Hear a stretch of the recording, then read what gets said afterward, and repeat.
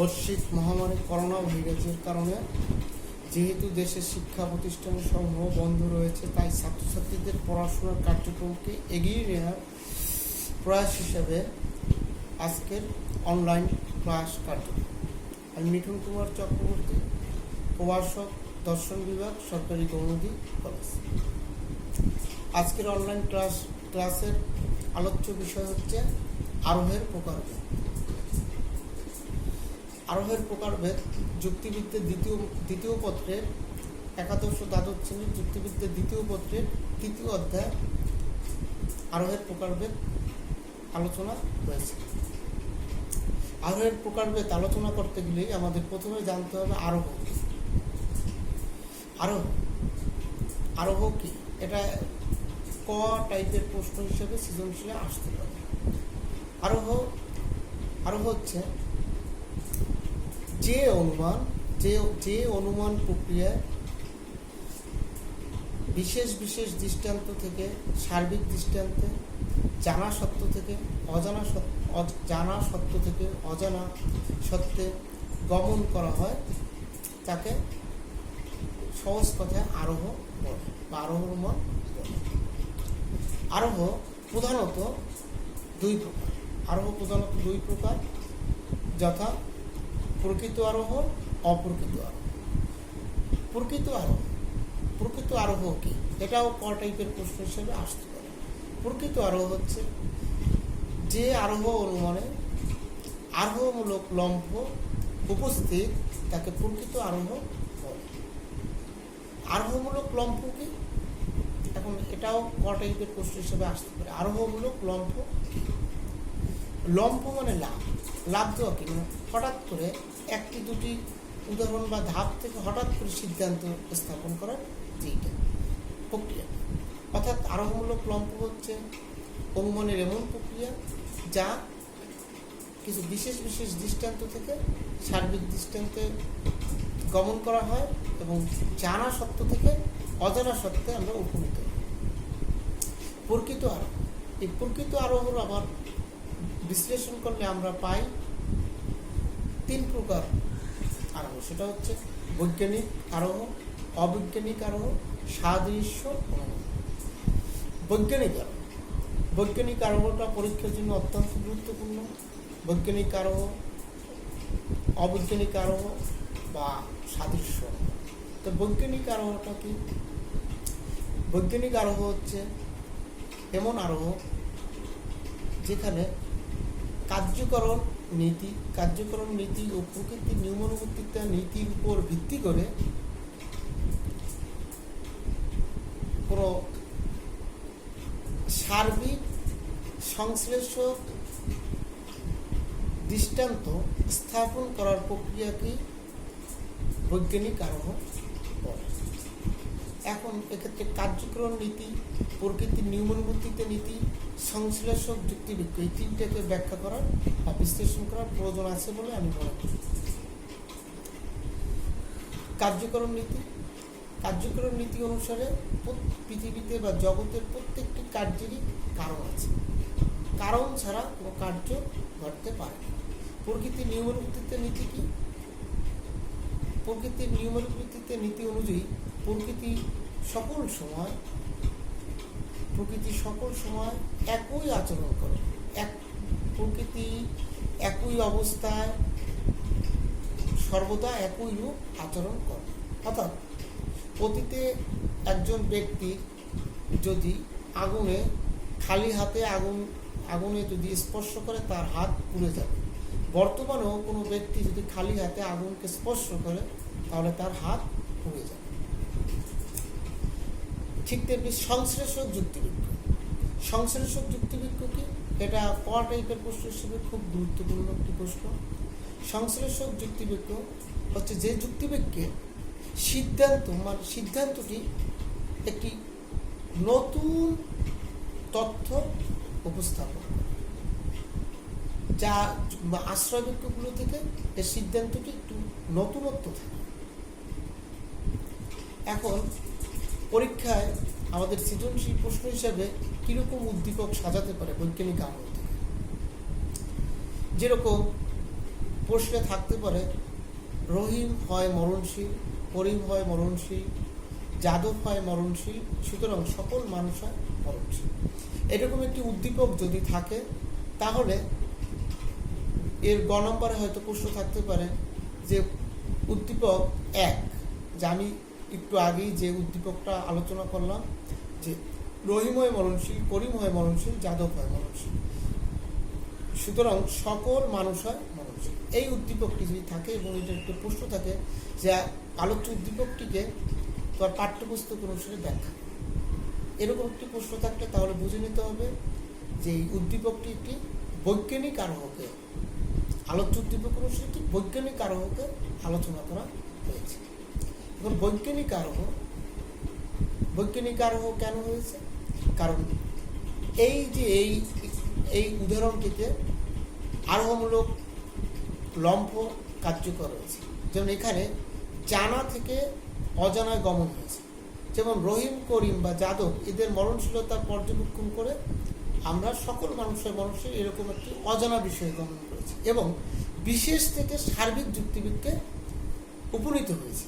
যেমন রহিম, করিম বা যাদব এরা সবাই একজন বিশেষ ব্যক্তি। এ থেকে আমরা একটি সার্বিক যখন সকল মানুষের মরণশীল এরকম একটা বিষয়ে উপনীত হয়েছে। অপরদিকে এটা একটা সার্বিক সংশ্লেষক যুক্তিবিদকে স্থাপন করেছে। যেরকম রহিম মরণশীল বা করিম হয় মরণশীল বা যাদব হয় মরণশীল, এইগুলো থেকে সকল মানুষ হয় মরণশীল, এই সকল মানুষ হয় মরণশীল, এটা একটি নতুন তথ্য উপস্থাপন করেছে আমাদের সামনে। এক্ষেত্রে এটা একটি সার্বিক সংশ্লেষক যুক্তিবিজ্ঞ ঘটে। তাই পরীক্ষায় উদ্দীপক যদি এভাবে আসে তাহলে অবশ্যই আমাদের বুঝতে হবে যে এটা বৈজ্ঞানিক আরোহ। তাহলে বৈজ্ঞানিক আরোহটা সহজে কিছু বৈশিষ্ট্য আলোচনা করলে আমরা পাই যে এটিতে আরোহমূলক লম্ফ উপস্থিত, জানা সত্য থেকে অজানা সত্যে গমন করতে পারে, তারপর সার্বিক বিশেষ থেকে সার্বিক যুক্তিবিদ স্থাপন করে এবং এর সিদ্ধান্তটি একটি সার্বিক সংশ্লেষক যুক্তিবিজ্ঞ অর্থাৎ নতুন তথ্য উপস্থাপন। এবার আমরা আসি অবৈজ্ঞানিক আরোহ। অবৈজ্ঞানিক আরোহ কি? যে আরোহ অনুমানে কোনো কার্যকরণ নীতি ছাড়াই শুধুমাত্র প্রকৃতির নিয়মানুবর্তিতা নীতি অনুযায়ী কোনো সার্বিক সিদ্ধান্ত স্থাপন করা হয় তাকে অবৈজ্ঞানিক আরোহ বলে। তবে অবৈজ্ঞানিক আরোহের ক্ষেত্রে প্রধান অবলম্বনী হচ্ছে অবাধ অভিজ্ঞতা। অবাধ অভিজ্ঞতা কি? অভিজ্ঞতা মানে পর্যবেক্ষণ, মানে এই ক্ষেত্রে অভিজ্ঞতাকেই বেশি গুরুত্ব দেওয়া হয়, এখানে কার্য কারণ সম্পর্ককে বিবেচনা করা হয়। বৈজ্ঞানিক আরোহের ক্ষেত্রে কার্যকরণ নীতি ও প্রকৃতির নিয়ম অনুবর্তিতে নীতি দুটোরই গুরুত্ব রয়েছে, কিন্তু অবৈজ্ঞানিক আরোহের ক্ষেত্রে শুধুমাত্র প্রকৃতির নিয়ম অনুবর্তিতে নীতি কার্যকর রয়েছে। তো এই ক্ষেত্রে একটি গুরুত্বপূর্ণ উদাহরণ, এবং এটাই উদ্দীপকে বেশিরভাগ ক্ষেত্রে দেওয়া থাকে, পরীক্ষায় আসে। যেরকম কয়েকটা উদাহরণই আমি দিচ্ছি। যেমন এ পর্যন্ত বা এ যাবৎ আমি যত কাক দেখেছি সকল কাক হয়, সকল কাক কালো দেখেছি, কালো রঙের কাক দেখেছি, অতএব সকল কাক হয় কালো। এরকম উদ্দীপক পরীক্ষার খাতে আসতে পারে। অথবা আর একটা উদ্দীপকও আসে অনেক সময়, যে আমি এ পর্যন্ত যত রাজহাঁস দেখেছি সব রাজহাঁসের রং হয় সাদা, সুতরাং সকল রাজহাঁস হয় সাদা রঙের। এইরকম সিদ্ধান্ত যখন স্থাপন করা হয় এবং উদ্দীপক যদি এই জাতীয় উদাহরণ দিয়ে থাকে তাহলে আমাদের বুঝে নিতে হবে যে এটা অবৈজ্ঞানিক আরোহকে নির্দেশ করেছে। প্রশ্নে এরকম একটা উদাহরণ থাকলে, উদ্দীপক দেওয়া থাকলে, এবং যদি বলে যে আলোচ্য উদ্দীপকে তোমার পাঠ্যপুস্তক অনুসারে কোন বিষয়কে প্রতিফলিত করেছে, তখন আমাদের বুঝতে হবে যে এটা অবৈজ্ঞানিক আরোহকে প্রতিফলিত করেছে বা অবৈজ্ঞানিক আরোহ আলোচনা করেছে। এই ক্ষেত্রে অবাধ অভিজ্ঞতাই হচ্ছে প্রধান অবলম্বন। এবং এক্ষেত্রে যে সিদ্ধান্তটি এখানে আরোহমূলক লম্ফ উপস্থিত রয়েছে, কারণ এখানে আমি কয়েকটা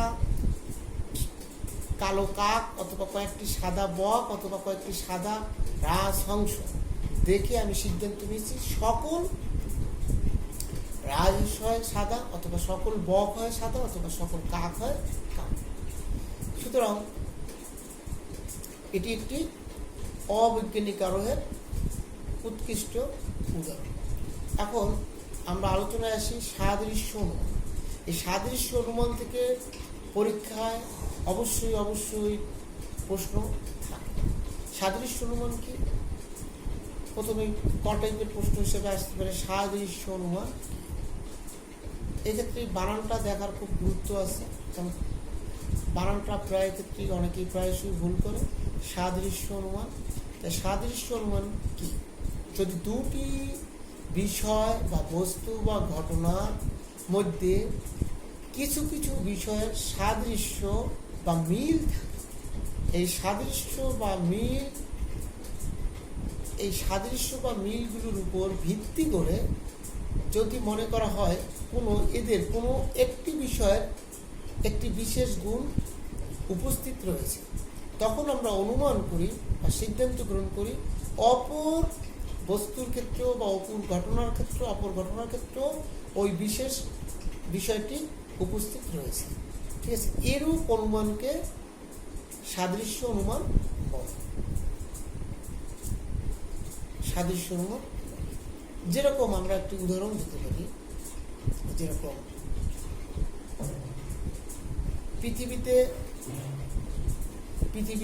পৃথিবীর আলো আছে, বাতাস আছে, অক্সিজেন আছে। মঙ্গল গ্রহর আলো আছে, অক্সিজেন আছে, বাতাস আছে। পৃথিবীতে মানুষ বাস করে, সুতরাং সিদ্ধান্ত নিতে পারি মঙ্গল গ্রহ মানুষ বাস করে। এরূপ যে দুটি কিছু কিছু বিষয়ের সাদৃশ্য দেখালাম এবং এই দেখানোর উপর ভিত্তি করে আমরা একটি সিদ্ধান্ত গ্রহণ করলাম যে যেহেতু পৃথিবীতে মানুষ বাস করে সেহেতু মঙ্গল গ্রহ মানুষ বাস করে। এই যে সুতরাং মঙ্গল গ্রহ মানুষ বাস করে, এটা মূলত কি দুটি পৃথিবী আর মঙ্গল গ্রহের কিছু কিছু সাদৃশ্য বা মিল কিছু বিষয়ের উপর ভিত্তি করে আমরা এই সিদ্ধান্তটি নিয়েছি। সুতরাং এটি একটি সাদৃশ্য অনুমানের পরীক্ষার খাতায় প্রায়শই যে দুটি উদ্দীপক পাশাপাশি দেয়, যে দেওয়ার কারণে একটু পাজল তৈরি হয় বা আমরা বিভ্রান্তিতে পড়ি, সেটা হচ্ছে সাধু সাদৃশ্য অনুমান এবং অসাধু সাদৃশ্য অনুমান। এই দুটি যেরকম সাধু সাদৃশ্য অনুমান কি? যে সাদৃশ্য অনুমানে গুরুত্বপূর্ণ বিষয়ের উপর সাদৃশ্য দেখিয়ে সিদ্ধান্ত গ্রহণ করা হয় তাকে সাধু সাদৃশ্য অনুমান বলে। এইখানে একটি প্রশ্ন হচ্ছে যে কিরকম সাদৃশ্য দেখানো হয় বা মিল দেখাইয়ে সিদ্ধান্ত নেওয়া হয়? গুরুত্বপূর্ণ ও অত্যাবশ্যকীয় বা আবশ্যকীয় বিষয় মিল বা সাদৃশ্য দেখিয়ে সিদ্ধান্ত গ্রহণ করা হয়।